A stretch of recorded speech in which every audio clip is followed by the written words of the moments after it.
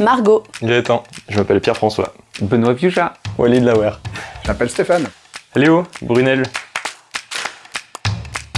Un peu des deux, parce qu'il y a beaucoup à apprendre sur la physique des matériaux, donc ça c'est théorique, sur la pratique logicielle aussi.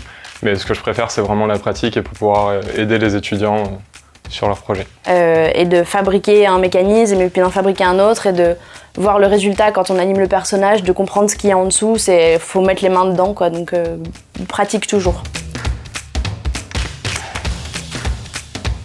C'est trop bien, moi je kiffe. Oui, mais la plupart on les recroise. C'est un milieu qui plaît, mais c'est aussi un petit milieu et la convivialité, le fait qu'on garde contact, tout ça c'est chouette quoi. C'est assez intimidant. Parce que maintenant j'ai des trucs sérieux à dire, je suis plus que la fofolle qui dit n'importe quoi. Je recrute pas mal d'anciens étudiants parce que c'est super agréable de bosser avec eux en fait, et que en général ça fait des équipes qui tournent bien et avec qui c'est super agréable de travailler. Je pense que l'école est extraordinaire, mais il faut en plus, à mon avis, être autodidacte, techniquement savoir chercher des choses sur internet, apprendre des choses. Et en fait, l'école prend tout son sens si on est motivé et si on fait des choses dans notre coin aussi.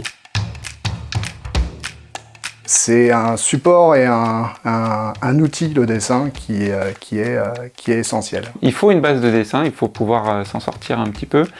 Moi, par exemple, c'est pas mon point fort, d'où la technique. Avoir des bonnes bases de dessin, ça aide à véhiculer des idées. C'est obligé. Et je vais pas mentir, hein. Je suis pas la meilleure en dessin, mais il faut des notions en perspective, il faut des notions en anatomie, il faut des notions de volume, Pour moi, c'est hyper important de savoir dessiner. Ouais. C'est super important, ouais, je me suis rendu compte de ça en cours justement. On a appris à faire du son et c'est des moments très drôles parce qu'on sort un petit peu de l'ordinateur et on va faire des prises de son. On a tout le matériel qu'il faut pour.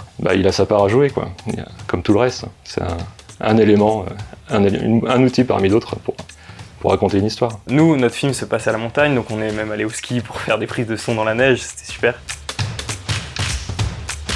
Se fier à ce qu'ont fait d'autres gens et avoir des inspirations et des références. Déjà, c'est un premier conseil pour moi, donc s'intéresser à ce qui se fait et connaître ce qui se fait. C'est vraiment un domaine où on peut s'épanouir et transmettre des émotions à pas mal de monde.